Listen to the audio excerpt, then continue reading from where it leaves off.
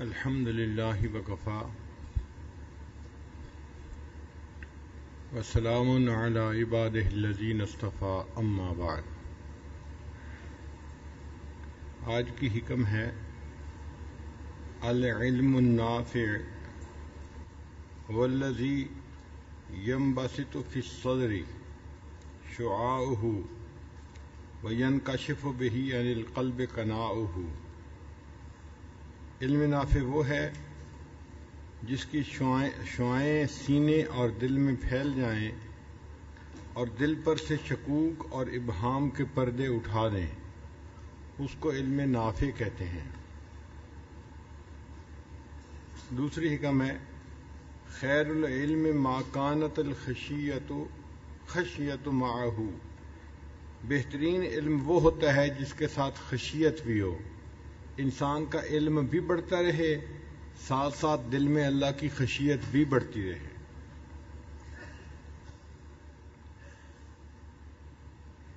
علم دو طرح کا ہوتا ہے، ایک معلومات ہوتی ہیں،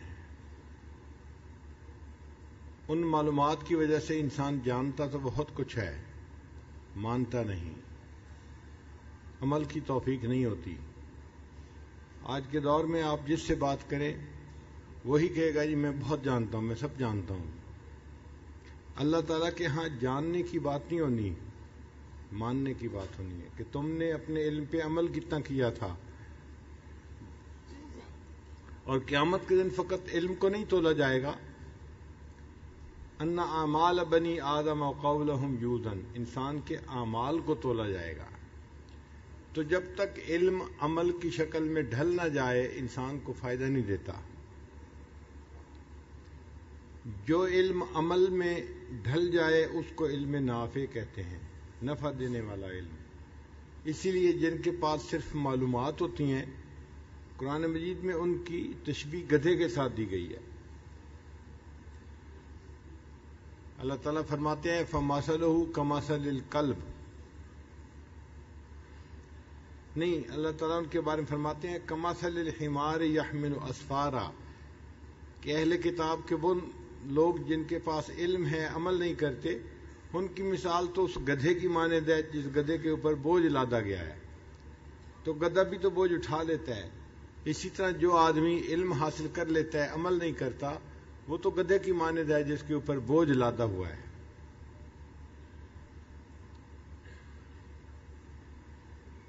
تو دعا یہ کرنی چاہیے کہ اللہ تعالی ہمیں علم نافع عطا فرمائے، ایسا علم جو نصیب ہو اور بندے کو ساتھ عمل کی توفیق بھی حاصل ہو جائے۔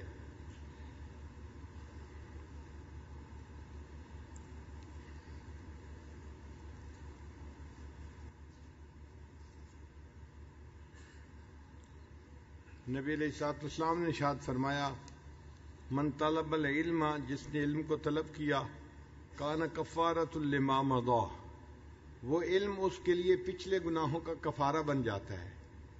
اللہ تعالیٰ علم کی برکت سے پچھلے گناہوں کو معاف فرما دیتے ہیں۔ من جاءہ الموت، جس بندے کو موت آ گئی، وہو یطلب العلم، اور وہ علم کی طلب میں لگا ہوا ہے، لیحیی بہ الاسلام، تاکہ اس کے ذریعے سے اسلام کو زندہ کرے، فبینہ وبین النبیین درجۃ واحدہ، اس بندے کے اور انبیاء کے درمیان صرف ایک درجے کا فاصلہ ہوگا جنت کے اندر، یعنی وہ عالم انبیاء سے جنت میں صرف ایک درجہ نیچے ہوگا، اتنا اونچا مرتبہ اس کو اللہ تعالیٰ جنت میں عطا فرمائیں گے۔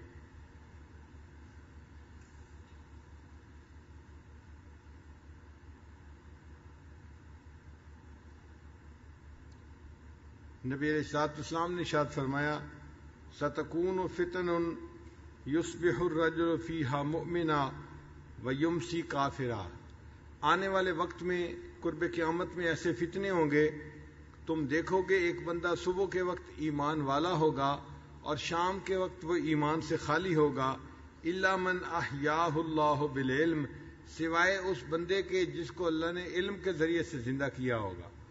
یعنی علم والا تو ان فتنوں سے بچ جائے گا، جس کے پاس علم نہیں وہ ان فتنوں میں پھنس جائے گا۔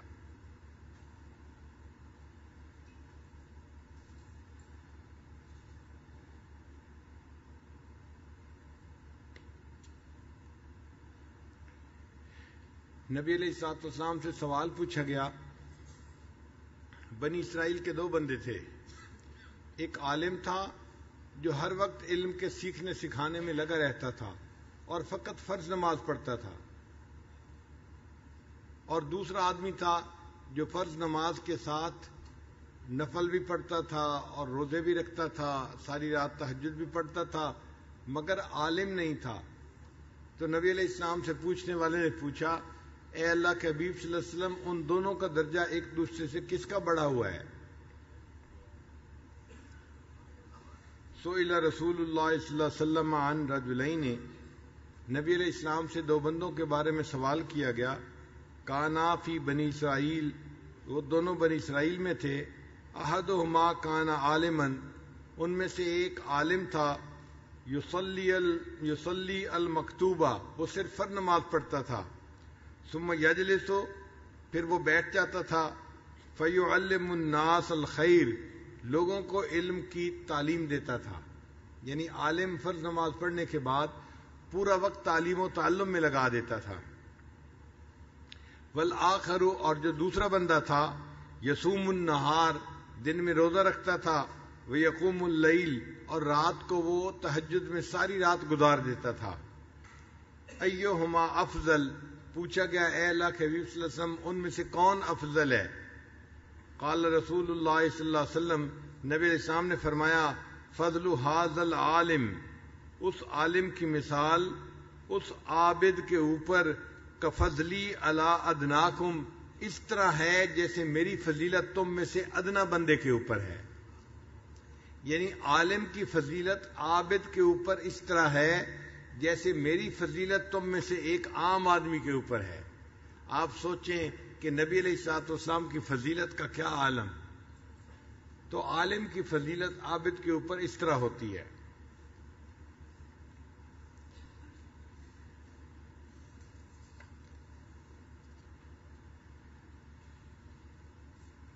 پھر نبی علیہ السلام نے فرمایا, انما بعثت معلما, میں دنیا کے اندر معلم بن کے مبعوث ہوا ہوں, معلم بنا کر بھیجا گیا ہوں. میں لوگوں کو دین سکھاتا ہوں, دین کی تعلیم دیتا ہوں. تو جو معلم ہوتا ہے اس کو گویا نبی علیہ الصلوۃ والسلام کے ساتھ ایک مشابہت حاصل ہوتی ہے.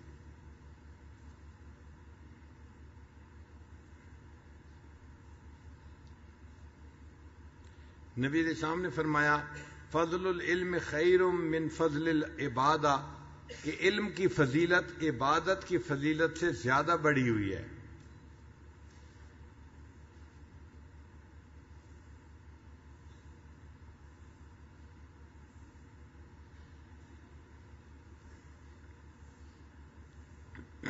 ایک حدیث پاک میں نبی علیہ السلام نے ارشاد فرمایا, من سلک طریقا یلتمس بہ علما, جو بندہ کسی راستے پر چلا اور اس کا مقصد تھا علم کو حاصل کرنا, یعنی گھر سے چل کے مدرسے تک آیا, مسجد تک آیا, سہل اللہ بہ طریقا من طرق الجنہ, اس کے بدلے اللہ اس کے لیے جنت میں جانے کا راستہ آسان فرما دیتے ہیں.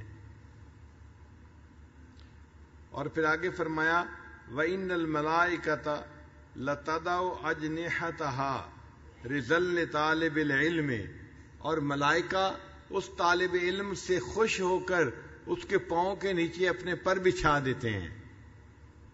یہ عجیب بات ہے کہ ملائکہ جو معصوم ہیں وہ طالب علم کے پاؤں کے نیچے اپنے پر رکھتے ہیں. جی ہاں, محبت کا تقاضا یہی ہے. پہلے زمانے میں جب کوئی خاص مہمان آنا ہوتا تھا تو اس کے لیے راستوں میں پھولوں کی پتیاں بچھائی جاتی تھیں کہ معزز مہمان نے آنا ہے, اس کے راستے میں پھول بچھاؤ, وہ پھولوں پہ چل کے آئے. پھر ایسا بھی وقت آیا کہ جب لوگ کہتے تھے کہ آنے والا مہمان اتنا محبوب ہے, اس کے پاؤں میں پھولوں کی پتیاں بچھانے کے بجائے ہم اپنی پلکیں بچھانا چاہتے ہیں. اے باد صبا کچھ تو ہی بتا, اے باد صبا کچھ تو ہی بتا, مہمان جو آنے والے ہیں کلیاں نہ بچھانا راہوں میں, ہم پلکیں بچھانے والے ہیں. تو کلیاں بچھانے کی بجائے پلکیں بچھانے کو جی چاہتا ہے, یہ محبت کی وجہ سے. اسی طرح جو طالب علم اپنے گھر سے چلتا ہے تو فرشتے محبت کی وجہ سے اس کے پاؤں کے نیچے اپنے پر بچھاتے ہیں. ہم دنیا میں اس کے کئی نمونے دیکھتے ہیں. مثال کے طور پہ کسی ملک کا صدر آئے تو جب جہاز سے اترتا ہے تو اس کے لیے ریڈ کارپیٹ بچھایا جاتا ہے. یہ ریڈ کارپیٹ بچھانے کا کیا مطلب ہے؟ اس کی عزت افزائی کے لیے کہ آپ اتنے معزز ہیں، ہم آپ کے پاؤں کے نیچے سرخ قالین بچھاتے ہیں. بھئی اگر دنیا دار لوگ کسی معزز مہمان کے پاؤں کے نیچے ریڈ کارپیٹ بچھا سکتے ہیں تو فرشتے کسی طالب علم کے پاؤں کے نیچے اپنے پر کیوں نہیں بچھا سکتے؟ ان فرشتوں کو طالب علم کے ساتھ اتنی محبت ہوتی ہے. پھر صرف فرشتوں کی بات نہیں، باقی مخلوق بھی اس طالب علم کے لیے دعا کرتی ہے. چنانچہ زمین اور آسمان کی مخلوق اس طالب علم کے لیے استغفار کرتی ہے. لَيَسْتَغْفِرُ لَهُ مَنْ فِي السَّمَاءِ وَالْأَرْضِ، جو آسمان اور زمین میں ہے وہ اس بندے کے لیے استغفار کرتی ہے جو علم کی طلب میں گھر سے نکلتا ہے. حتی الحیتان فی جوف البحر، حتیٰ کہ پانی کے اندر مچھلیاں بھی اس کے لیے استغفار کر رہی ہوتی ہیں.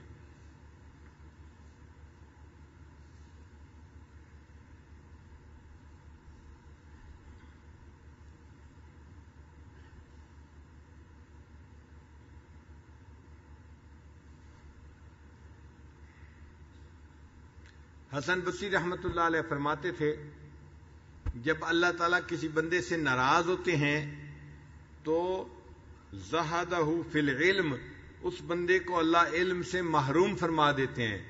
علم حاصل کرنے کو اس کا دل نہیں چاہتا، طبیعت ہی نہیں بنتی علم حاصل کرنے کے لیے.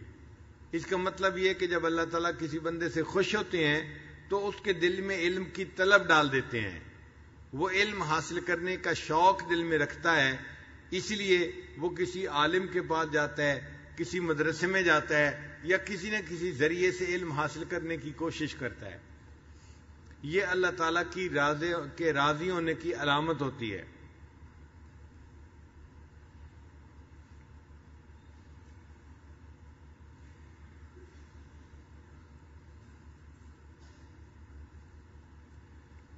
انگریزی کا ایک لفظ ہے آسک، ASK اس کی سپیلنگ ہے. آسک کا مطلب ہوتا ہے پوچھو. یہ جو آسک کا لفظ ہے یہی بتا رہا ہے کہ انسان کو علم حاصل کرنا چاہیے. آسک کا کیا مطلب ہے؟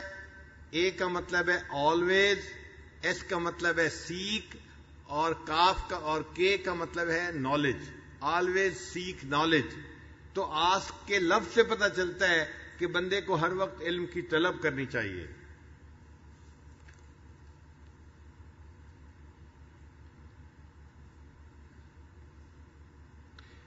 چنانچہ جو آدمی علم حاصل کرتا ہے، حدیث مبارکہ میں کہب احبار رحمۃ اللہ فرماتے ہیں کہ اللہ تعالیٰ نے موسیٰ علیہ السلام کو وحی نازل فرمائی، جو بندہ علم حاصل کرے گا میں اس کی قبر کو نور سے منور کر دوں گا تاکہ اس کو قبر میں کوئی وحشت نہ ہو.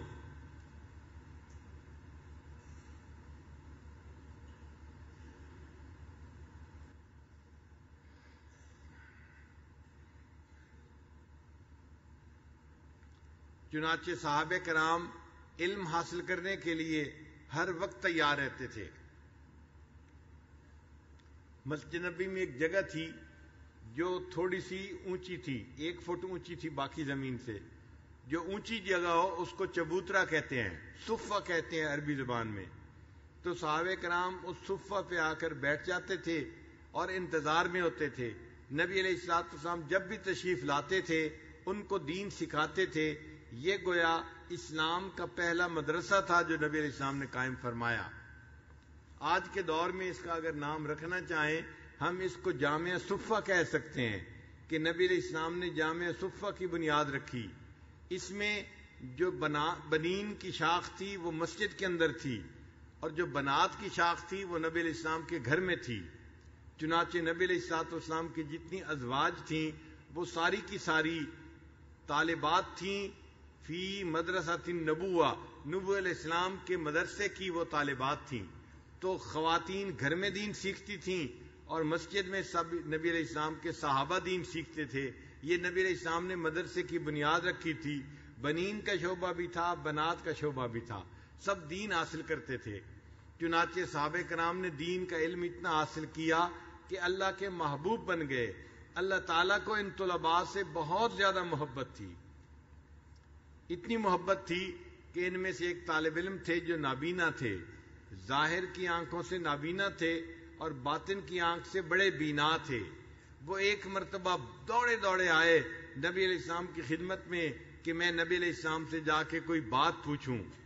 نبی علیہ السلام کی خدمت میں اس وقت کچھ قریش مکہ آئے ہوئے تھے، تو نبی علیہ السلام چاہتے تھے کہ ان قریش مکہ سے بات کریں، ان کو نصیحت کریں.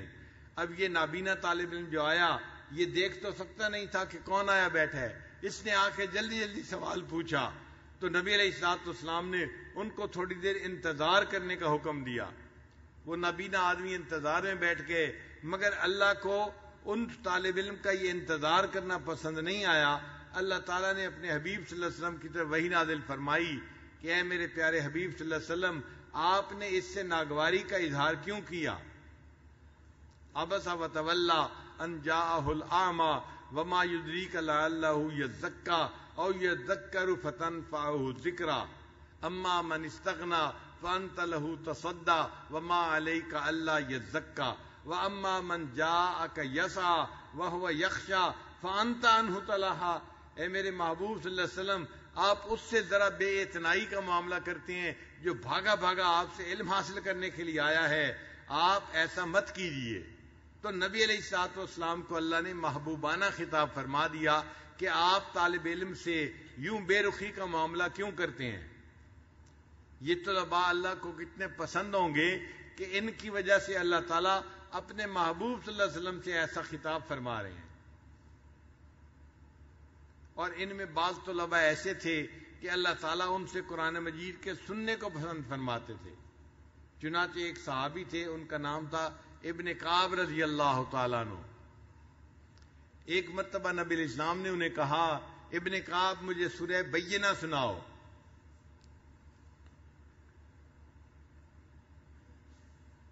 لم یکن الذین کفروا من اہل الکتاب والمشرکین حتی تأتیہم البینہ.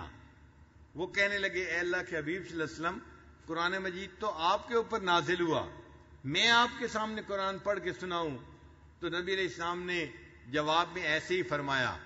وہ صحابی بھی سمجھدار تھے، سمجھ گئے کہ نبی علیہ السلام کو حکم ہوا ہے. انہوں نے آگے سے سوال پوچھا، اے اللہ کے حبیب صلی اللہ علیہ وسلم، اللہ سمانی، کیا اللہ نے میرا نام لے کر یہ کہا ہے کہ ابن کعب سے کہو قرآن پڑھے؟ تو نبی علیہ السلام نے جواب میں فرمایا، نعم اللہ سماک، ہاں ابن کعب، اللہ نے تمہارا نام لے کر کہا ہے. ابن کعب سے کہو قرآن پڑھے. محبوب آپ بھی سنیں گے، میں عرش پہ پروردگار بھی اس کا قرآن سنوں گا. یہ اللہ کے کیسے مقبول بندے تھے جن سے قرآن سننے کی فرمائشیں رب رحمان کی طرف سے آتی تھیں. اللہ تعالیٰ یہ علم نافع ہر ایک کو عطا فرمائے. چنانچہ ہمارے اکابرین نے اس علم کو حاصل کرنے کے لیے بڑی مشقتیں اٹھائیں. ہزاروں میل کا سفر طے کر کے جاتے تھے اپنے استاد کے پاس اور علم پڑھتے تھے. اس زمانے میں جو طالب علم استاد کے پاس آتا تھا تو کھانا پینا طالب علم کی ذمہ داری ہوتی تھی، استاد فقط سبق پڑھاتا تھا. آج تو مختلف معاملہ ہے نا کہ طالب علم فقط گھر سے چلا جاتا ہے. اب مدرسے والے علم بھی اس کو پڑھاتے ہیں، رہنے کی جگہ بھی دیتے ہیں، بلکہ بستر بھی دیتے ہیں، اور ساتھ اس کے صبح دوپہر شام کھانے کا انتظام بھی خود مدرسے والے کرتے ہیں. پہلے زمانے میں ایسا نہیں تھا. طلباء کھانا خود اپنا کھایا کرتے تھے اور علم اپنے استاد سے پڑھا کرتے تھے، استاد پر بوجھ نہیں بنتے تھے. امام شافعی رحمۃ اللہ علیہ اتنے بڑے عالم تھے مگر ابتدائی جوانی میں یتیم ہو گئے تھے. اب جب والد سر پہ نہیں تھا تو والدہ کے پاس خرچ کرنے کے لیے کچھ ہوتا نہیں تھا، تو امام شافعی رحمۃ اللہ کی والدہ ان کو کاغذ قلم خرید کے نہیں دے سکتی تھیں. امام شافعی رحمۃ اللہ فرماتے ہیں کہ میں بڑے بڑے جانوروں کی ہڈیاں تلاش کرتا تھا اونٹ کی ہڈیاں، بڑے جانور کی ہڈیاں، بیل کی ہڈیاں، ان کی جو رانوں کی ہڈیاں ہوتی ہیں وہ بڑی بڑی ہوتی ہیں.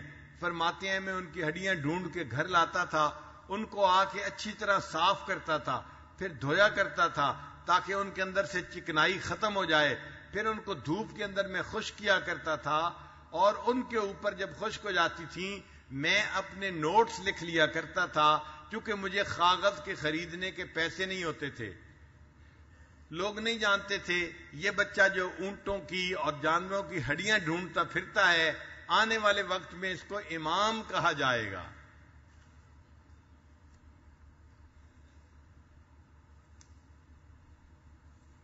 فرماتے ہیں کہ میں نے حج کیا، مجھے مینا میں ایک بوڑھا ملا.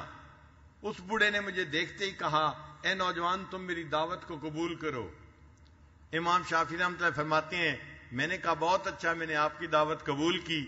جیسے ہی میں نے یہ کہا اس بوڑھے کے تھیلے کے اندر خشک روٹی تھی، اس نے ایک کپڑا بچھا دیا، کہنے لگا یہ دسترخوان ہے، اور روٹی نکال کے رکھ دی، کہنے لگا بس یہ روٹی کھا لو. امام شافعی رحمۃ اللہ فرماتے ہیں میں نے بے تکلف روٹی کھانی شروع کر دی.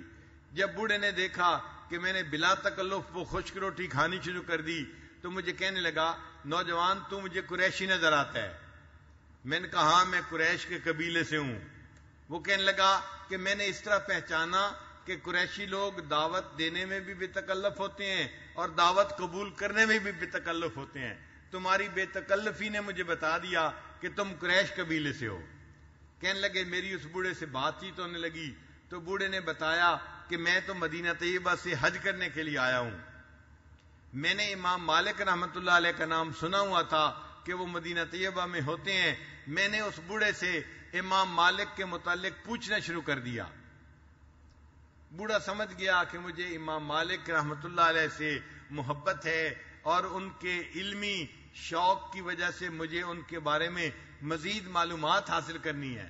بوڑھا کہنے لگا اے نوجوان اگر تم ہمارے ساتھ مدینہ جانا چاہو، ایک حاجی ہمارے ساتھ آیا تھا وہ فوت ہو گیا، اس کا اونٹ خالی ہے، ہم تمہیں اونٹ دے دیں گے، تم مدینہ طیبہ قافلے کے ساتھ پہنچ جاؤ گے. امام شافعی رحمۃ اللہ فرماتے ہیں کہ میں نے اس واقعے کو اپنے لیے، اس موقع کو اپنے لیے گولڈن چانس سمجھا اور میں نے اس کی اس دعوت کو بھی قبول کر لیا. چنانچہ قافلے والوں نے ایک براؤن اونٹ مجھے سواری کے لیے دے دیا. میں اونٹ پہ سوار ہو گیا اور قافلے کے ساتھ میں مدینہ طیبہ پہنچا.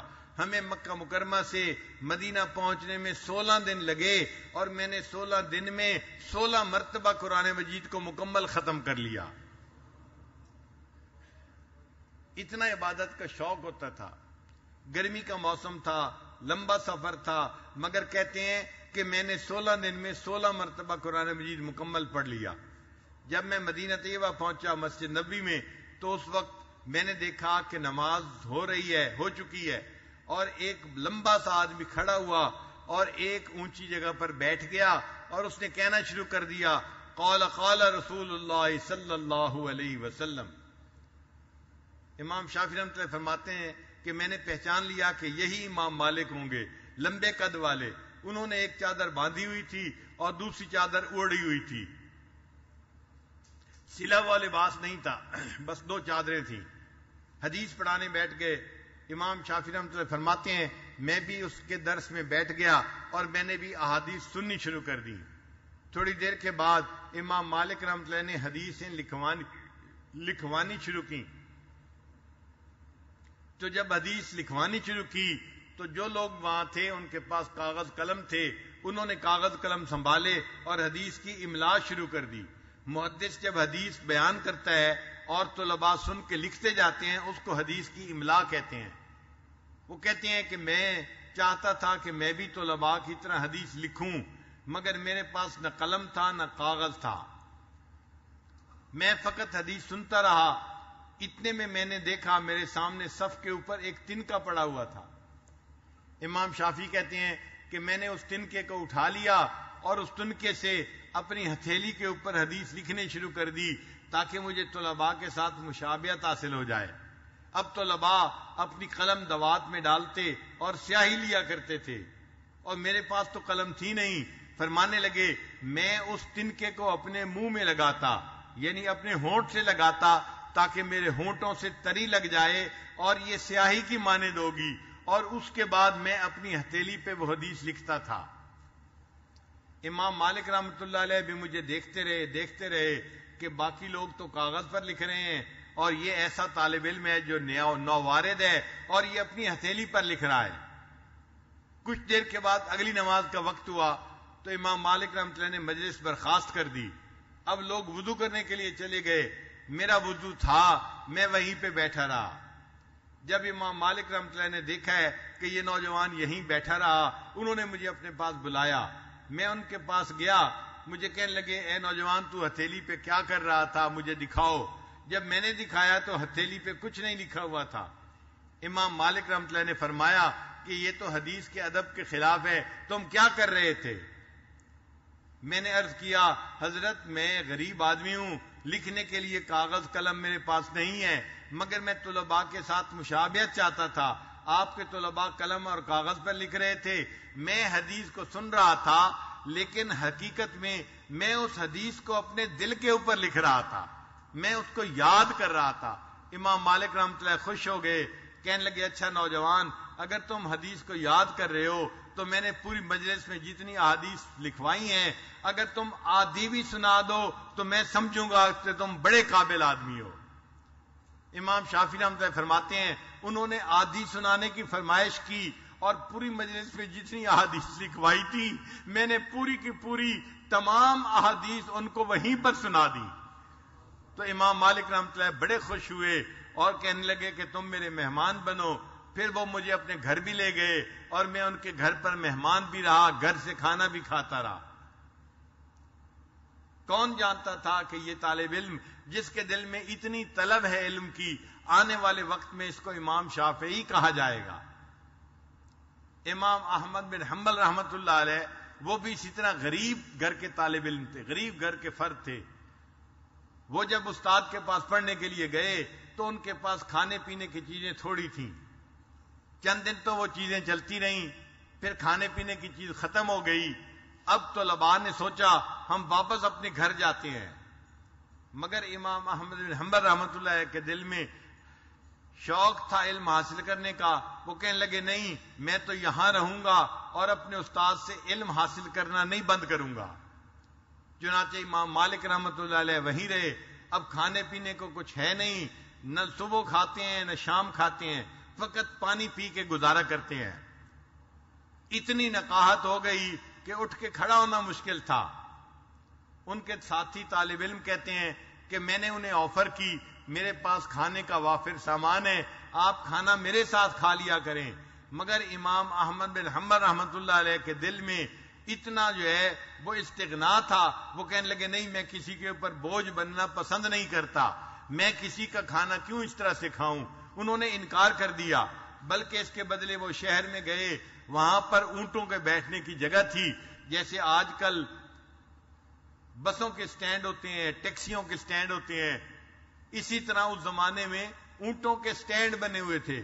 لوگ اپنے اونٹ لا کے وہاں بٹھا دیتے تھے، مسافر لوگ آتے تھے، اونٹ کرائے پر لیتے تھے اور اس پر سامان لاد کر اپنا سفر شروع کر دیتے تھے۔ امام احمد بن حنبل رحمۃ اللہ وہاں چلے گئے اور اعلان کرنے لگے بھائی کوئی بندہ اگر اپنا سامان اونٹ پہ رکھوانا چاہتا ہے یا اونٹ سے اتارنا چاہتا ہے، ایک مزدور موجود ہے، آپ مجھے مزدوری دے دیں، میں آپ کا سامان اتار دوں گا، نکال لوں گا۔ چنانچہ امام احمد بن حنبل رحمۃ اللہ علیہ ان کا بھاری بھاری سامان اپنے سر پہ اٹھا کے اونٹ کے کبھی اوپر رکھتے تھے، کبھی اونٹ سے اتار کے نیچے رکھتے تھے۔ یہ نوجوان جو لوگوں کا سامان اونٹ پہ چڑھاتا تھا، لوگ اسے مزدور سمجھتے تھے اور نہیں جانتے تھے آنے والے وقت میں اس کو امام احمد بن حنبل کہا جائے گا۔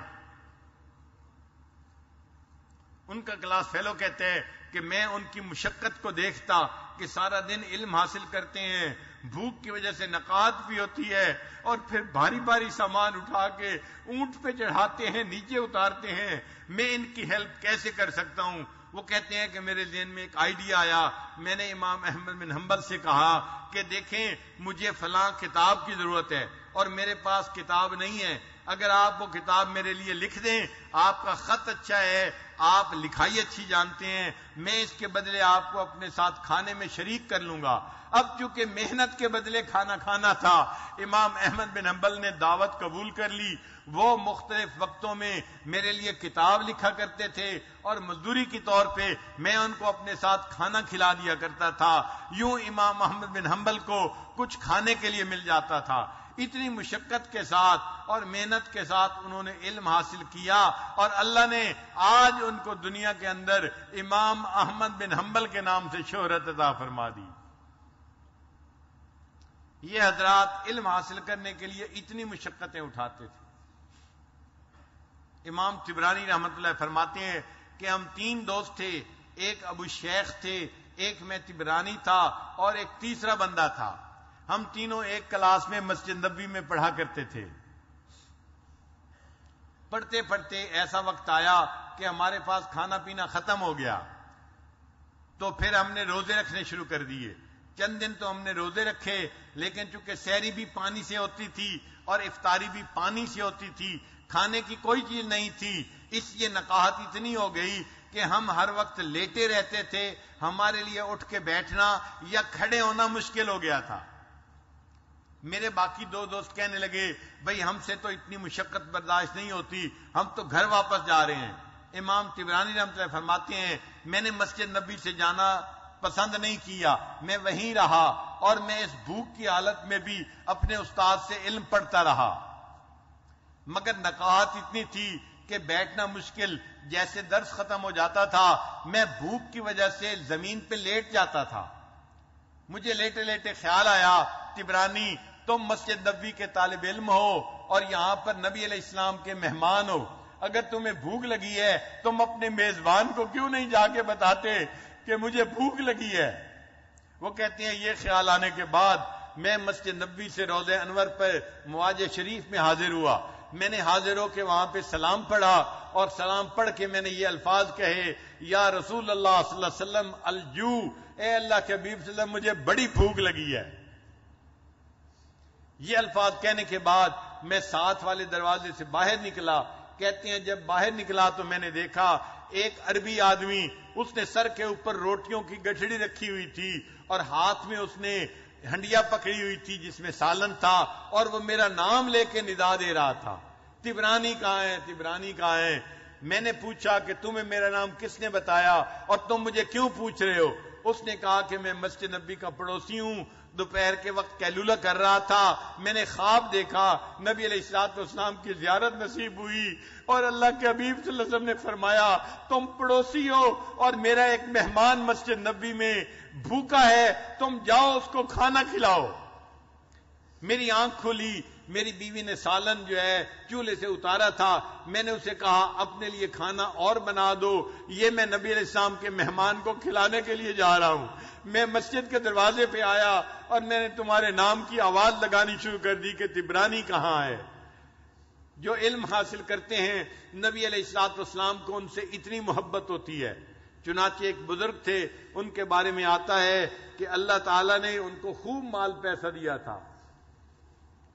جب اللہ کی طرف سے خوب مہربانیاں تھیں، وہ اللہ کے بندوں کو روزانہ کھانا کھلایا کرتے تھے اور ان کے دسترخوان پر کئی ہزار بندے روزانہ کھانا کھاتے تھے۔ انہوں نے اعلان کیا ہوا تھا جس بندے کو بھوک لگی ہو وہ میرے دسترخوان پہ آ کے کھانا کھائے۔ چنانچہ لوگ آتے تھے اور ان کے دسترخوان پہ کھانا کھاتے تھے۔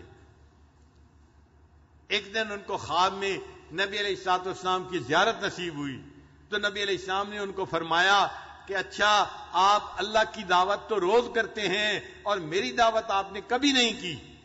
جب نبی علیہ السلام نے یہ فرمایا ان کی آنکھ کھل گئی۔ اب وہ بڑا پریشان، اس خواب کا مطلب کیا ہے سمجھ نہیں آتی تھی۔ کچھ علماء کے پاس گئے کہ میں نے یہ خواب دیکھا ہے، نبی علیہ السلام نے فرمایا تم اللہ کی دعوت تو روز کرتے ہو اور میری دعوت تم کبھی کرتے ہی نہیں ہو۔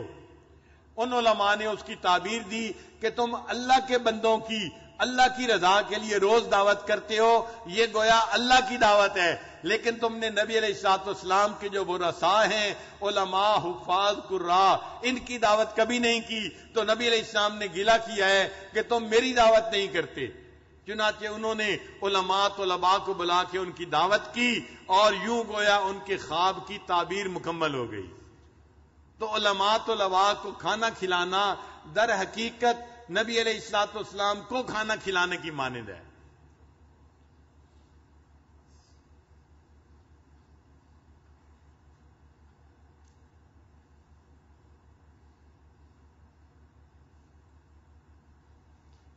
ہمارے اکابرین علم حاصل کرنے کے لیے بہت مشقتیں اٹھاتے تھے.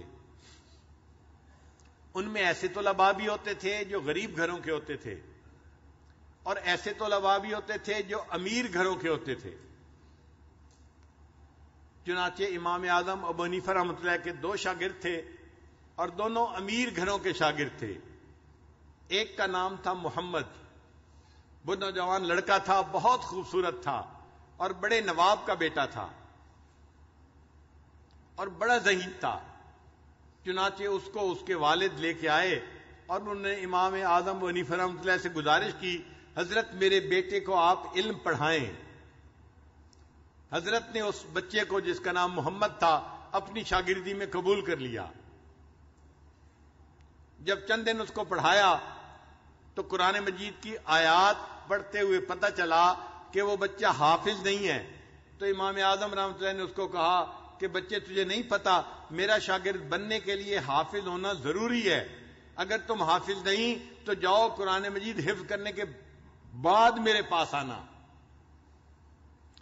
چنانچہ وہ محمد بچہ چلا گیا اور 1 ہفتے کے بعد پھر امام صاحب کو ملنے کے لیے آیا. امام صاحب سمجھے یہ اپنے استاد کو سلام کرنے کے لیے ہفتے کے بعد آیا ہے. جب پوچھا محمد کیسے آنا ہوا، حضرت میں 1 ہفتے میں پورا قرآن مجید مکمل یاد کر کے واپس آ گیا ہوں. یہ اتنا ذہین طالب علم تھا، اس نے 7 دنوں میں قرآن مجید کا حفظ مکمل کر لیا تھا. پھر اس نے امام صاحب سے علم پڑھنا شروع کیا اور عمر کے ساتھ ساتھ اس کی جو ہے وہ اس کے جسم بھاری بھی ہو گیا، موٹا بھی ہو گیا اور بہت خوبصورت نوجوان تھا. اور پھر یہ امام شافعی رحمۃ اللہ کے استاد بنے. امام شافعی رحمۃ اللہ علیہ امام محمد رحمۃ اللہ کے بارے میں کہا کرتے تھے کہ میں نے اپنی زندگی میں یہ ایک ایسا بندہ دیکھا ہے جس میں 3 خوبیاں ہیں. امام محمد رحمۃ اللہ کے بارے میں فرماتے تھے کہ میں نے اپنے استاد کو زندگی میں دیکھا ہے جس میں 3 خوبیاں ہیں. ایک خوبی جب ان کے چہرے کو دیکھا جاتا ہے ان کا چہرہ انسان کی نگاہوں کو بھر دیتا ہے. یعنی اتنا خوبصورت چہرہ ہے کہ ان کے چہرے کو دیکھ کے انسان کی نگاہیں بھر جاتی ہیں، اتنا منور چہرہ ہے. امام محمد رحمۃ اللہ کا چہرہ انسان کی آنکھوں کو بھر دیتا تھا. اور کہتے ہیں کہ ان کا جسم اتنا موٹا تھا جس جگہ پر بیٹھتے تھے اس جگہ کو بھر دیا کرتے تھے. اور اللہ نے علم ان کو اتنا دیا تھا جس بندے کے سامنے بات کرنے لگتے تھے علم سے اس کے سینے کو بھر دیا کرتے تھے. تو فرماتے تھے کہ میرے استاد کے اندر 3 خوبیاں تھیں. ان کا چہرہ بندے کی نگاہوں کو بھر دیتا تھا، ان کا جسم اس جگہ کو بھر دیتا تھا اور ان کا علم اس بیٹھنے والے بندے کے سینے کو بھر دیا کرتا تھا. یہ امیر گھروں کے بچے تھے، یہ بھی اس زمانے میں علم حاصل کرتے تھے. ایک اور بھی امیر بچہ تھا، اس کی سٹوری عجیب ہے.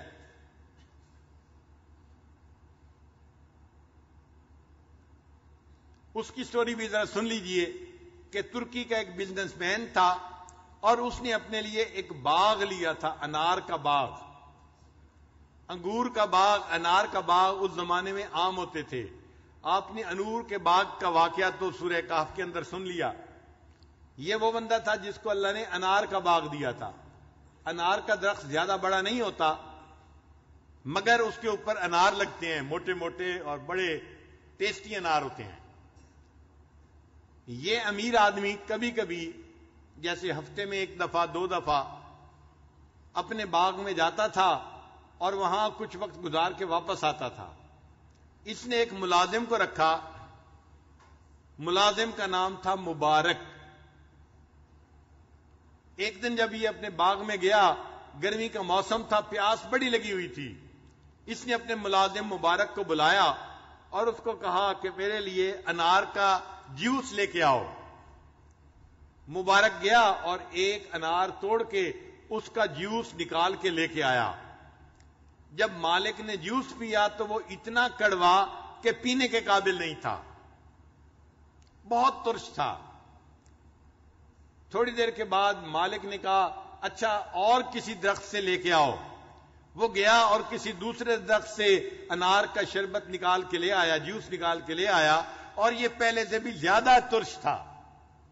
اب مالک نے اس کو کہا کہ مبارک تم دن رات یہیں رہتے ہو اور تم اتنے بے وقوف ہو، تمہیں اتنا بھی پتہ نہیں کس درخت کا پھل میٹھا ہے اور کس درخت کا پھل ترش ہے.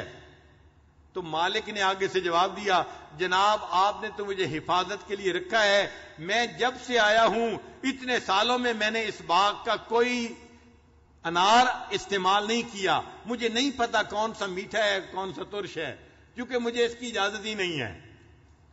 مالک بڑا حیران ہوا یہ کتنا امین آدمی ہے کہ جو بغیر اجازت کے درخت کا پھل بھی استعمال نہیں کرتا.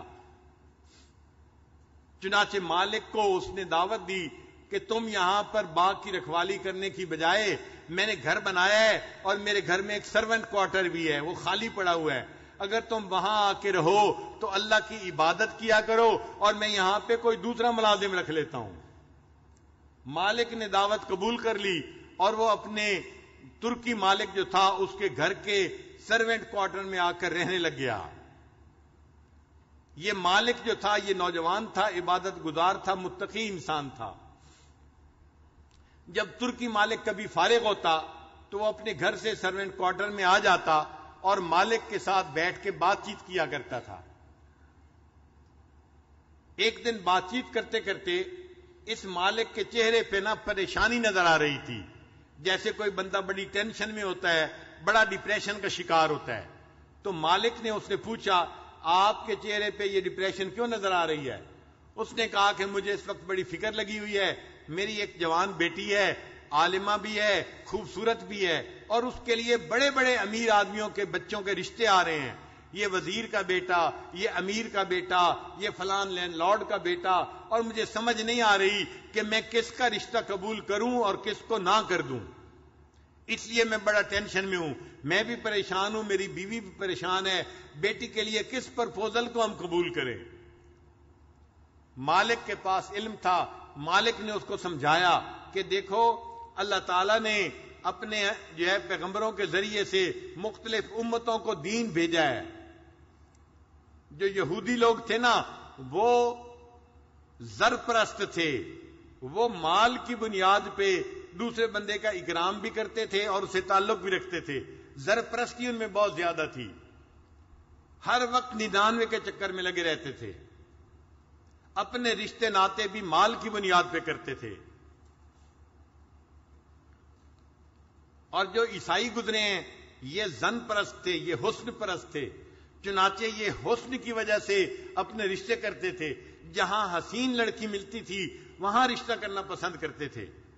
لیکن ہمارے پیارے حبیب صلی اللہ علیہ وسلم تشریف لائے تو نبی علیہ السلام نے امت کو تعلیم دی، نہ تم خوبصورتی کو دیکھو، نہ فقط مال کو دیکھو، تم انسان کے اعمال کو دیکھو، اس کی نیکی کو دیکھو، اور دین کی بنیاد پہ رشتے کو پسند کیا کرو. لہذا میں بھی آپ کو یہ مشورہ دیتا ہوں کہ آپ دین کی بنیاد پہ رشتے کو پسند کر لیں. جتنے رشتے آئے ہیں ان میں سے جو زیادہ دیندار ہے، نیک ہے، اچھی اخلاق والا ہے، بیٹی کے لیے اس رشتے کو پسند کر لیں. یہ بات سن کے وہ ترکی مالک کو بڑی خوشی ہوئی کہ مجھے ایک سالڈ بات بتا دی گئی، اب میرے لیے فیصلہ کرنا آسان ہو گیا. وہ گھر گیا اور گھر جا کے اس نے اپنی بیوی کو یہ بات سنائی، بیوی کو بھی بات پسند آئی. اب انہوں نے سارے رشتوں کو دین کے نقطہ نظر سے دیکھنا شروع کر دیا. اب جو آنے والے رشتے تھے وہ تو امیروں کے تھے، وزیروں کے تھے، وہ کوئی دینداروں کے رشتے تو نہیں تھے. تو ان میں کوئی اتنا دیندار نہیں تھا جس کے دین کو دیکھ کے ان کو بڑی خوشی ہوتی. حیران تھے، ان میں دیندار تو کوئی بھی نہیں. تو جب حیران تھے تو بیوی نے اپنے خاوند کو مشورہ دیا کہ میں آپ کو ایک مشورہ دیتی ہوں. اس نے کہا کیا؟ بیوی نے کہا آپ نے اگر دین کی بنیاد پہ رشتہ کرنا ہے تو یہ جو مالک ہے نوجوان، یہ تو بڑا متقی، بڑا نیک انسان ہے، بڑا امین ہے، یہ اگر اللہ کے حقوق کا اتنا خیال کرتا ہے تو یہ ہماری بیٹی کے حقوق کا بھی بڑا خیال کرے گا، اس کو بھی خوش رکھے گا۔ ہم کیوں نہ بیٹی کا نکاح اس کے ساتھ کر دیں؟ اس کا فائدہ یہ ہے بیٹی آنکھوں کے سامنے گھر میں بھی رہے گی اور اس کو ایک نیک اور دیندار خاوند بھی مل جائے گا۔ بیوی کا مشورہ خاوند کو پسند آیا، چنانچہ اس ترکی مالک نے آ کے اس سے پوچھا مبارک سے، مبارک کیا آپ شادی کرنا چاہتے ہیں؟ اس نے کہا ہاں میں کرنا تو چاہتا ہوں لیکن میرے پاس تو کوئی مال نہیں، کوئی پیسہ نہیں۔ اس نے کہا فکر کی بات نہیں، میں تمہیں گھر بھی دوں گا، گھر کا خرچہ بھی دوں گا، اور میں اپنی بیٹی کی پرپوزل بھی آپ کے سامنے پیش کرتا ہوں۔ مالک نے پرپوزل قبول کر لی اور ترکی مالک نے اپنی بیٹی کے ساتھ اس کا نکاح پڑھا دیا۔ اب یہ بیوی بھی نیک تھی اور خاوند بھی نیک تھا، یہ وہاں زندگی گزارنے لگے۔ اللہ نے ان کو چاند جیسا خوبصورت بیٹا عطا کیا جس کا نام انہوں نے عبداللہ رکھا۔ یہ عبداللہ بچہ سونے کا چمچ منہ میں لے کے پیدا ہوا تھا، کیونکہ اس کے نانی نانا جو تھے وہ بڑے امیر تھے، گھر میں پیسے کی بہتات تھی، چنانچہ یہ پیسے کی وجہ سے بچپن سے ہی عیش و آرام کے اندر لگ گیا۔ ماں باپ جتنے نیک تھے یہ نوجوان بچہ اتنا ہی نیکی سے دور تھا۔ ماں باپ اسے بہت سمجھاتے مگر وہ ان کی بات سنتا ہی نہیں تھا، ہر وقت اپنے دوستوں میں لگا رہتا اور اپنے شباب والے کاموں میں مصروف رہتا۔ ماں باپ کا دل بڑا دکھتا مگر وہ کیا کر سکتے تھے؟ بچے کے لیے دعا ہی کر سکتے تھے۔ وہ تہجد میں اٹھ کے اپنے بچے کی نیکی کی دعا کرتے۔ اللہ کی شان دیکھے، ماں باپ کی دعائیں رد نہیں ہوتی، اللہ تعالیٰ بچوں کے حق میں قبول فرما لیتے ہیں۔ اسی حدیث پاک میں آتا ہے کہ باپ کی دعا اولاد کے حق میں اللہ اس طرح قبول فرماتے ہیں جس طرح کسی نبی کی دعا امت کے حق میں قبول فرماتے ہیں۔ امام بخاری رحمت اللہ علیہ بچپن میں نابینا ہو گئے تھے، ان کی ماں نے دعا کی تھی، اللہ نے ماں کی دعا کے صدقے امام بخاری رحمت اللہ کو دوبارہ بینائی عطا فرما دی تھی۔ اب یہ عبداللہ جو تھا یہ نیک نہ بنا تو ماں باپ اللہ کے سامنے فریاد کرتے، دعائیں کرتے۔ اللہ نے ماں باپ کی دعاؤں کو قبول کر لیا اور ایک ایسا بھی وقت آیا عبداللہ کے دل میں علم کا شوق پیدا ہوا۔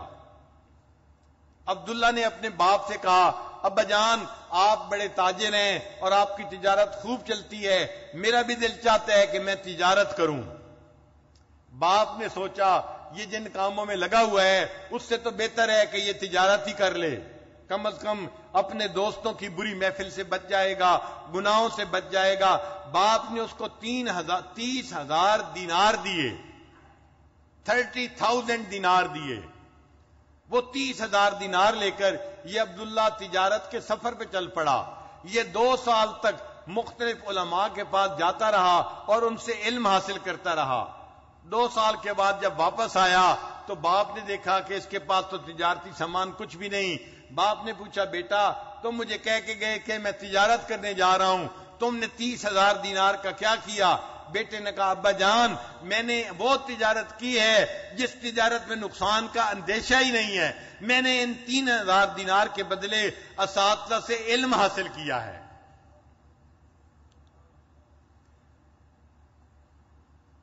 ماں باپ بہت خوش ہو گئے۔ یہ کچھ مہینے اپنے ماں باپ کے پاس رہا، پھر اس نے دوبارہ سفر کا ارادہ کیا تو والد نے اس کو 20,000 دینار اور دیے۔ یہ جو تھے ان کا نام بنا عبداللہ ابن مبارک رحمت اللہ علیہ۔ چنانچہ یہ اور اساتذہ کے پاس گئے اور سفر کر کے انہوں نے وہاں جا کے علم حاصل کیا۔ فرماتے ہیں کہ میں نے اپنی زندگی میں 4,000 اساتذہ سے علم حاصل کیا۔ میں اگر گننا چاہوں نا کہ میں نے اپنی زندگی میں کتنے اساتذہ سے علم حاصل کیا تو لگتا ہے کہ وہ 100 سے کم ہوں گے، زیادہ نہیں ہوں گے، چند ایک ہوں گے، 100 سے تو ہر حال میں کم ہی ہوں گے۔ اگر ہم نے اپنی زندگی میں 100 سے کم اساتذہ سے علم حاصل کیا ہے تو عبداللہ ابن مبارک کی قسمت دیکھیے جس نے 4,000 اساتذہ سے علم حاصل کیا تھا۔ پھر یہ بڑے محدث بنے اور ان کا نام تھا عبداللہ ابن مبارک رحمت اللہ علیہ، اور پھر یہ امام اعظم ابو حنیفہ رحمۃ اللہ کی خدمت میں پہنچے، اور اتنے ذہین تھے اور اتنے بڑے عالم تھے کہ ان کی جو فقہ بنانے کے لیے شورا تھی، جس میں کوئی 150 کے قریب بندے تھے، یہ بھی اس کے اندر کونسل میں شامل ہو گئے۔ اتنے بڑے عالم تھے کہ جب حضرت امام احمد بن حنبل کو ملنے کے لیے جاتے تھے تو امام احمد بن حنبل رحمۃ اللہ علیہ اپنی جگہ سے اٹھ جایا کرتے تھے اور عبداللہ بن مبارک کو اپنی جگہ پر بٹھاتے تھے، فرماتے تھے میرے پاس مشرق اور مغرب کا عالم آ گیا ہے۔ اتنا اکرام کرتے تھے، چونکہ وہ امام اعظم ابو حنیفہ رحمۃ اللہ کے شاگرد تھے، اتنا علم رکھتے تھے۔ پھر اللہ تعالیٰ نے ان کو قبولیت عطا فرمائی۔ آج محدثین حدیث پڑھاتے ہیں، کسی کے پاس 50 شاگرد ہوتے ہیں، کسی کے پاس 100 ہوتے ہیں، کسی کے پاس چند 100 ہوتے ہیں۔ چند 100 سے کام آگے نہیں بڑھتا۔ دارالعلوم دیوبند میں اس وقت 1400 کے قریب دور حدیث کے طلباء ہیں۔ ہمارے ملک میں جامعہ حقانیہ مدرسہ ہے، اس کے طلباء بھی تقریباً 1400 کے قریب ہے۔ بنگلہ دیش میں ایک مدرسہ ہے ہٹھ ہزاری، اس کے بھی تقریباً 1500 طلباء ہر سال ہوتے ہیں۔ تو 1000-1500 طلباء ہوتے ہیں مدارس میں جو زیادہ ہوتے ہیں۔ لیکن عبداللہ ابن مبارک رحمۃ اللہ علیہ کو اللہ نے ایسی قبولیت عطا فرمائی، جب یہ حدیث کا درس دیتے تھے حضرت شیخ الحدیث رحمۃ اللہ فرماتے ہیں ان کے حدیث درس میں ایک وقت میں 40,000 طلباء ہوتے، 40,000 طلباء ہوتے تھے۔ آپ اندازہ کرو، یہ مجمع اتنا بڑا نظر آتا ہے، یہ 2-3 ہزار کا مجمع ہے، لیکن ان کے مجمع میں 40,000 طلباء ہوتے تھے۔ اس زمانے میں ساؤنڈ سسٹم تو ہوتا نہیں تھا، تو عبداللہ ابن مبارک رحمۃ اللہ حدیث پڑھا کرتے تھے اور ان سے سن کے، جیسے نماز کا مکبر ہوتا ہے نا، لوگ حدیث پڑھ کے آگے مجمع کو سناتے تھے۔ شیخ الحدیث رحمۃ اللہ فرماتے ہیں یہ جو مکبر لوگ تھے جو حدیث مجمع کو سناتے تھے، ان کی تعداد 1200 ہوا کرتی تھی۔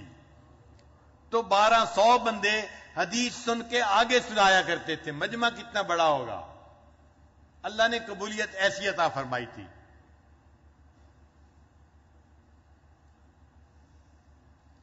ان کے ایک دوست تھے اسماعیل رحمت اللہ علیہ، وہ فرماتے ہیں میں عبداللہ ابن مبارک کی قبولیت دیکھتا تھا اور میں حیران ہوتا تھا کہ جن استادوں سے عبداللہ ابن مبارک نے پڑھا میں نے بھی انہی سے پڑھا، مجھے پوچھتا ہی کوئی نہیں، اور یہ عبداللہ ابن مبارک ایسا ہے اس سے پڑھنے کے لیے لوگ جو ہے وہ بالکل جیسے چیونٹیاں آتی ہیں اس طرح اس کے پاس آنے کو تیار ہوتے ہیں۔ وہ فرماتے ہیں کہ پھر میں نے سوچا آخر عبداللہ ابن مبارک کو یہ قبولیت کیوں حاصل ہے؟ تو وہ کہتے ہیں کہ پھر میں اس نتیجے پر پہنچا کہ جتنا اللہ کا خوف عبداللہ ابن مبارک کے دل میں تھا اتنا خوف ہمارے دل میں نہیں تھا، اس لیے اللہ نے ان کو قبولیت عطا فرما دی۔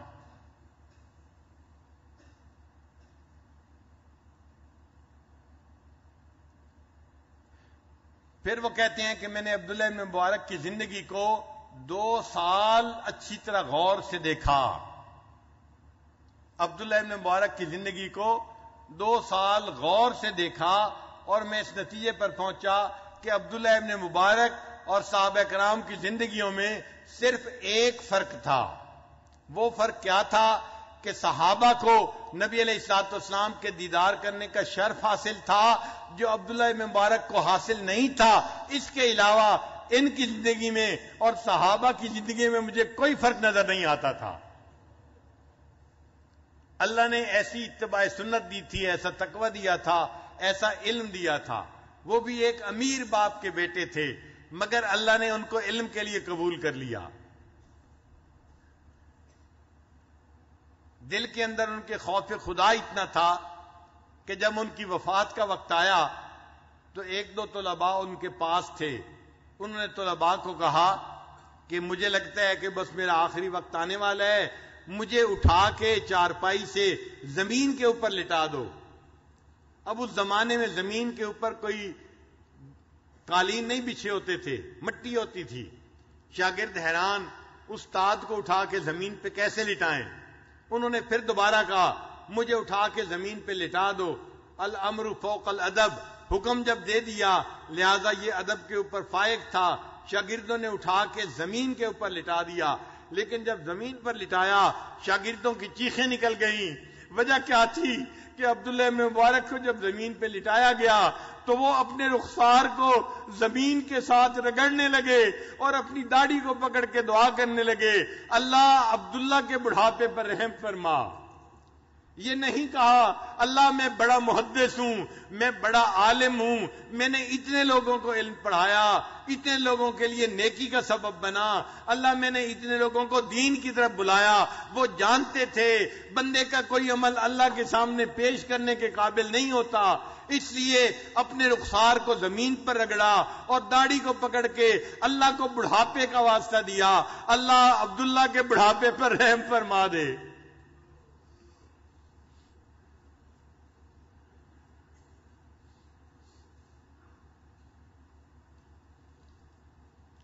اللہ تعالی ہمارے بڑھاپے پر بھی رحم فرمائے اور ہمیں بھی اللہ تعالی اپنے رحمت سے علم نافع عطا فرما دے۔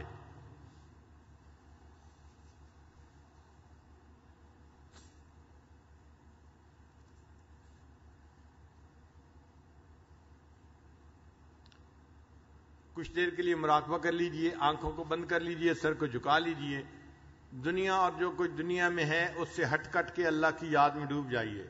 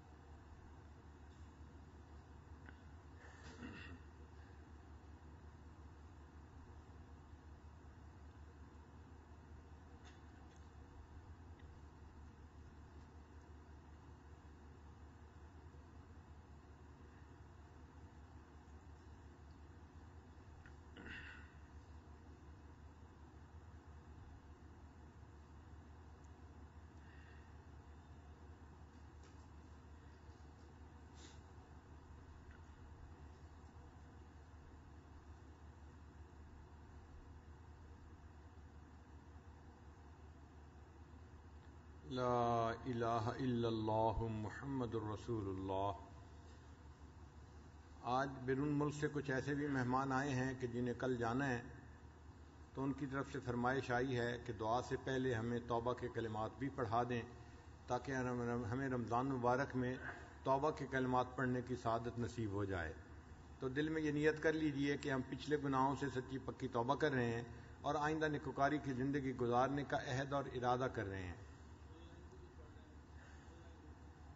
جو لوگ دور بیٹھے آواز سن رہے ہیں اپنے گھروں میں، وہیں بیٹھے بیٹھے وہ بھی نیت کر لیں گے، مرد ہیں یا عورتیں، تو نیت کی وجہ سے وہ بھی اس توبہ کے عمل میں شریک ہو جائیں گے۔ پڑھیے بسم اللہ الرحمن الرحیم، لا الہ الا اللہ محمد الرسول اللہ،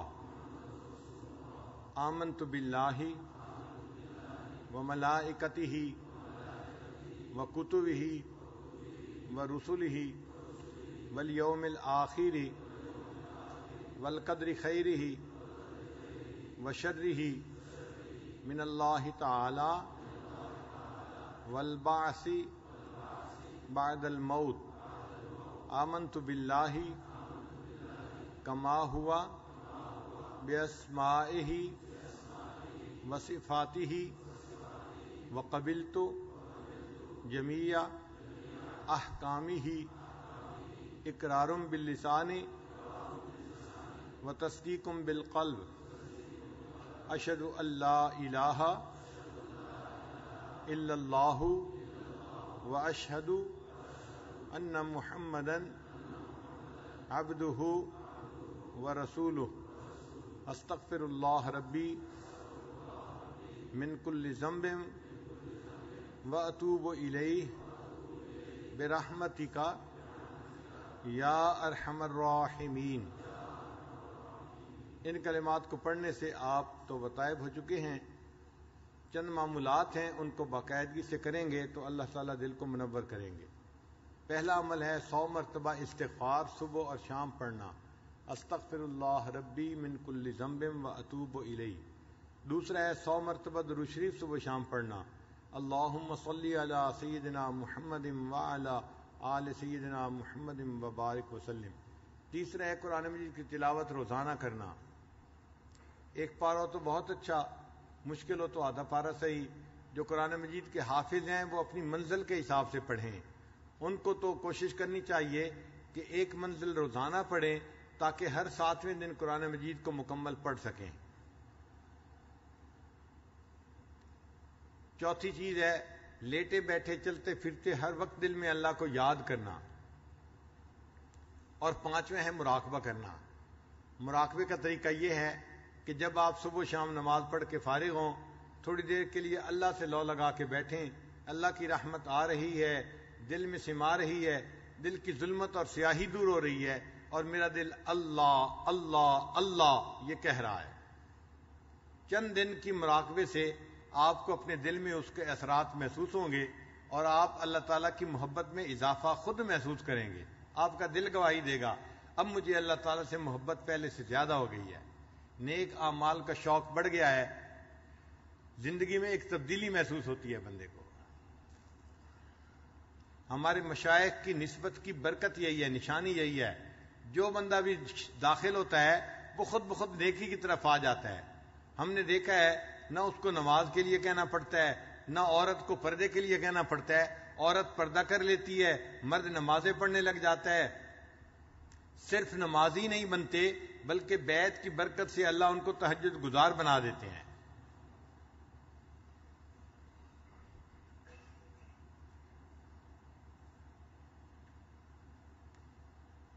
اللہ ہو کے بڑے مزے، جو بھی چاہے وہ چکھ لے۔ اللہ ہو کے بڑے مزے، جو بھی چاہے وہ چکھ لے۔ آپ ذکر کر کے دیکھیے کہ اللہ تعالیٰ نے اس میں دل کے لیے کیا اطمینان رکھا ہوا ہے۔ الا بذکر اللہ تطمئن القلوب۔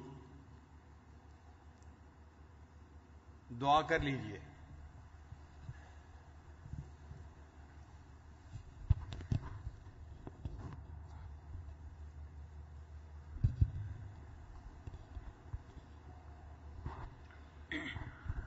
سبحان ربی الاعلی الوہاب، اللہم صلی علی سیدنا محمد وعلی آل سیدنا محمد وبارک وسلم۔ ربنا آتنا فی الدنیا حسنة وفی الآخرة حسنة وقنا عذاب النار۔ ربنا لا تزغ قلوبنا بعد إذ هديتنا وهب لنا من لدنك رحمة إنك أنت الوهاب۔ اے اللہ ہم عاجز و مسکین بندے آپ کے دربار میں حاضر ہیں، اے اللہ ہماری حاضری کو قبول فرما، اے اللہ ہماری خطاؤں سے درگزر فرما، ہمارے عیبوں کی پردہ پوشی فرما، اے اللہ اپنے عشق کی آتش ہمارے سینوں میں پیدا فرما، ہمارے انگ انگ روئیں روئیں سے اپنے ذکر کو جاری فرما، ہڈی ہڈی بوٹی بوٹی میں اپنی یاد کو پیدا فرما، اے اللہ جو گناہ ہم نے دن میں کیے معاف فرما، جو راتوں میں کیے ہیں معاف فرما، اے اللہ جو گناہ محفلوں میں کیے ہیں معاف فرما، اے اللہ جو گناہ تنہائیوں میں کیے ہیں معاف فرما، اے اللہ جو گناہ ہمیں یاد ہیں وہ بھی معاف فرما، اے اللہ جو گناہ کر کے بھول چکے ہیں اللہ آپ جانتے ہیں، اللہ ہمارے وہ گناہ بھی معاف فرما، اے اللہ ہم اپنے گناہوں کا اقرار کرتے ہیں، اے اللہ ہم اقراری مجرم ہیں، اے اللہ ہمارے گناہوں کو معاف فرما دیجئے، اے اللہ ہمیں اپنا بنا لیجئے، اے اللہ ہم آپ کی طرف آنا چاہتے ہیں، نفس امارہ بن چکا ہے، شیطان بدبخت پیچھے لگا ہے، اللہ ایک قدم آپ کی طرف آتے ہیں، کئی قدم پیچھے جا گرتے ہیں، اللہ ہمیں اپنی طرف بلا لیجئے، اللہ اپنا بنا لیجئے، مولا اپنا بنا لیجئے، مولا اپنا بنا لیجئے، اے اللہ اپنے عاشقین بندوں میں شامل فرما لیجئے، اے اللہ ہمارے ایمان کی حفاظت فرما دیجئے، اے اللہ ہمیں جو آپ سے محبت ہے اے اللہ اس محبت کی حفاظت فرما دیجئے، اے اللہ ہمارے خطاؤں کو معاف کر دیجئے، اے اللہ ہم نے تو دنیا میں دیکھا جب بچہ کوئی ضد کرتا ہے چھوٹی بات پر ماں باپ اس کی چھوٹی چھوٹی خواہشات کو پورا کر کے خوش ہو جاتے ہیں، اللہ ہماری بھی ایک خواہش ہے، اللہ ہمیں اپنی رضا عطا فرما دیجئے، اللہ ہمیں اپنی رضا عطا فرما دیجئے، اے اللہ ہم نے یہاں پر اعتکاف کیا، اگر ہمیں اس اعتکاف کے بعد بھی اپنی رضا نہ عطا فرمائی اللہ ہم سے بڑا شقی کوئی نہیں ہوگا، اللہ ہم سے بڑا بدبخت کوئی نہیں ہوگا، اللہ بدبختی سے محفوظ فرما لیجئے، اللہ شقاوت سے محفوظ فرما لیجئے، مولا ہمیں شقی ہونے سے محفوظ فرما لیجئے، اللہ آپ کے حبیب نے ارشاد فرمایا میری امت کے کچھ لوگ ایسے ہوں گے جن کی صحبت میں بیٹھنے والے شقی نہیں ہو سکتے، اللہ ہم آپ کے ایک محبوب بندے کے قدموں میں آ کے بیٹھ چکے ہیں، اللہ اس کی صحبت میں بیٹھے ہیں، اللہ شقاوت سے محفوظ فرما لیجئے، اللہ ہم جتنے بھی گناہ گار سہی لیکن اللہ آپ کے چاہنے والوں کے ساتھ ایک نسبت رکھتے ہیں، ان سے ایک محبت رکھتے ہیں، اللہ آپ کو اس نسبت کا واسطہ اللہ اس نسبت کو اپنا کہاں قبول فرما کر اللہ ہمارے گناہوں کو معاف کر دیجئے، اللہ خطاؤں کو درگزر کر دیجئے، اللہ ہم نے دنیا میں دیکھا بچہ اگر گندگی میں لپٹ جائے ماں اس سے نفرت نہیں کرتی، پھینک نہیں دیتی، سمجھتی ہے کہ نادان ہے لیکن بیٹا تو میرا ہی ہے، اللہ وہ اس بچے کو نہلا دیتی ہے، اللہ نئے کپڑے پہنا کر سینے سے لگا لیتی ہے، اللہ ہم بھی گناہوں کی نجاست میں لتڑے ہوئے ہیں، اللہ بندے تو آپ ہی کے ہیں، مولا ہم سے نفرت نہ فرمائیے، ہمیں اپنے سے دور نہ کیجئے، مولا اپنا بنا لیجئے، اللہ اپنا بنا لیجئے، اللہ ہمیں اپنا بنا لیجئے، اللہ ہمارے تو آپ جیسے لاکھوں کروڑوں بندے ہیں لیکن ہمارا تو آپ کے سوا کوئی پروردگار نہیں، اللہ ہمیں اپنا بنا لیجئے،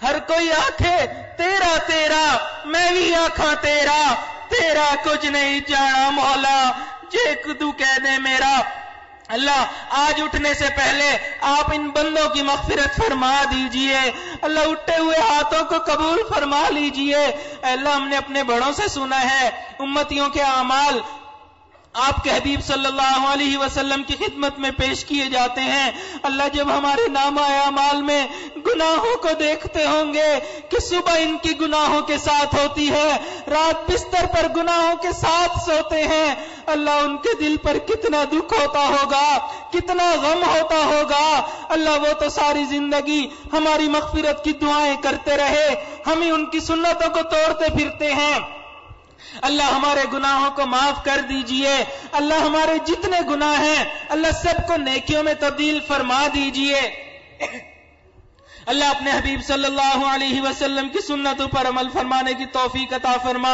اے اللہ قیامت والے دن ان کے ہاتھوں حوض کوثر کا جام نصیب فرما، اللہ ان کے جھنڈے تلے جگہ نصیب فرما، اللہ جنت میں ان کا ساتھ نصیب فرما، ان کا پڑوس نصیب فرما، ان کی شفاعت نصیب فرما، اللہ ہم دنیا میں ایسے وقت میں پیدا ہوئے جب آپ کے حبیب اس دنیا سے تشریف لے جا چکے تھے، ہم ان کی زیارت نہ کر سکے۔ اللہ بہت دل کی چاہت ہے، اللہ اس دنیا میں خواب میں ان کی زیارت نصیب فرما دیجئے۔ اللہ ہم نے اپنے بڑوں سے سنا ہے قیامت والے دن آپ کچھ لوگوں کو اندھا کھڑا کریں گے۔ اللہ اگر آپ نے ہمیں وہاں اندھا کھڑا کر دیا، اللہ ہم وہاں ان کے زیارت سے محروم ہو جائیں گے۔ اللہ اس دوہری محرومی سے ہماری حفاظت فرما۔ اللہ بہت دل چاہتا ہے اس چہرے کو دیکھیں جسے آپ نے والضحیٰ کہا، ان زلفوں کو دیکھیں جسے آپ نے واللیل کہا۔ اللہ وہ چہرہ کتنا خوبصورت ہوگا، آسمان کی طرف اٹھتا تھا۔ آپ فرماتے ہیں قد نرى تقلب وجهك في السماء۔ اللہ زندگی گزرتی جا رہی ہے، آپ کے محبوب کے تذکرے سنتے چلے جا رہے ہیں۔ اللہ اب تو ان کی زیارت سے دلوں کو ٹھنڈک پہنچا دیجئے، اللہ آنکھوں کو ٹھنڈک پہنچا دیجئے۔ اللہ ہم جانتے ہیں ہم اس قابل نہیں، لیکن اللہ آپ کی رحمت کو دیکھتے ہیں، مانگنے کو دل چاہتا ہے۔ اللہ آپ نے ہی تو قرآن میں فرمایا میرے بندو میری رحمت سے مایوس نہ ہونا۔ اللہ ہم آپ کی رحمت سے مایوس نہیں، تبھی تو آپ کے در پر بیٹھے ہیں، آپ ہی سے مانگ رہے ہیں۔ مولا کرم فرما دیجئے، اے اللہ کرم کا معاملہ فرما دیجئے۔ اللہ ہمارا حال تو اس چرواہے کی مانند ہے جس نے کہا تھا اللہم اغفر، اللہ میری مغفرت فرما، فإنک لا تغفر فاغفر۔ اللہ اگر تو نے مغفرت نہیں کرنی پھر بھی ہماری مغفرت فرما دیجئے۔ اللہ ہم نے دنیا میں دیکھا بچے غلطی کر جائیں، ماں باپ ان کی غلطیوں کو معاف کر کے خوش ہو جاتے ہیں۔ اللہ ہم آپ کے بندے ہیں، اللہ ہماری خطاؤں کو معاف کر دیجئے، اللہ ہمارے سے راضی ہو جائیے۔ اے اللہ ہمیں رات کے آخری پہر کی مناجات کی لذت عطا فرما دیجئے۔ اللہ کب تک ہم ایسی ہی راتیں گزارتے پھریں گے؟ اللہ کب تک آپ کی یاد کے بغیر دن گزارتے پھریں گے؟ اللہ اب تو ہمیں ذکر قلبی عطا فرما دیجئے، اللہ وقوف قلبی کی نعمت عطا فرما دیجئے، اللہ انابت اللہ رجوع اللہ کی کیفیت عطا فرما دیجئے۔ اے اللہ ہمیں اپنا بنا لیجئے، اللہ ہمیں اپنا بنا لیجئے۔ اللہ آپ کی رحمت سے بعید نہیں کہ کوئی آپ کی طرف دوستی کا ہاتھ بڑھائے اور آپ اس سے دوستی نہ کرنا چاہیں۔ اللہ ہم آپ کی طرف دوستی کرنا چاہتے ہیں، اللہ ہم نے اپنی طرف دوستی ہمیں اپنے دوستوں میں شامل فرما لیجئے۔ اے اللہ ہمارے اٹھے ہوئے ہاتھوں کو قبول فرما لیجئے۔ اللہ ہم نہیں جانتے ہمارے گناہ کتنے زیادہ ہیں، لیکن اللہ آپ کی رحمت اس سے بھی زیادہ ہے۔ اللہ رمضان المبارک کے جو چند ساعتیں رہ گئیں، اللہ ان میں ہماری مغفرت فرما دیجئے۔ اللہ اگر آپ نے مغفرت نہ کی اللہ ہماری زندگی برباد ہو جائے گی۔ اللہ آپ کے جبرائیل علیہ السلام نے دعا کی تھی، اللہ آپ کے محبوب نے آمین کہہ دیا تھا۔ اللہ ہماری مغفرت فرما دیجئے۔ اللہ مجمع میں جس کسی کے آنسو اٹھے ہوئے ہاتھ آپ کو پسند آ رہے ہیں، اللہ آپ کو ان کا واسطہ، اللہ ہمارے گناہوں کو معاف کر دیجئے۔ اللہ حاضرین محفل کی دلی تمناؤں کو قبول فرما لیجئے۔ اللہ ہمارے حضرت کی عزتوں کو چار چاند لگا دیجئے۔ اے اللہ قدم قدم اپنی برکتیں مدد شامل حال فرما دیجئے۔ اے اللہ ان کو حاسدین کے حسد سے محفوظ فرما، صحت میں برکت عطا فرما، کام کاج کاروبار میں برکت عطا فرما۔ اے اللہ ان کے فیض کو دنیا میں اور زیادہ عام و تام فرما، اور ہمیں ان سے زیادہ سے زیادہ فائدہ حاصل کرنے کی توفیق عطا فرما۔ اے اللہ جو مانگنا چاہیے تھا نہیں مانگ سکے، آپ جانتے ہیں، اللہ ہمارے حق میں وہ بھی قبول فرما۔ اے اللہ جو خیر نبی علیہ الصلوۃ والسلام نے مانگی اللہ ہمیں وہ خیر عطا فرما، جن شرور سے پناہ مانگی اللہ ہم پناہ مانگتے ہیں، اللہ ہمیں بھی پناہ عطا فرما۔ اے اللہ ہماری ان دعاؤں کو اپنی رحمت سے قبول فرما۔ وصلی اللہ تعالی علی خیر خلقہ سیدنا محمد وعلی آلہ واصحابہ اجمعین برحمتک یا ارحم الراحمین۔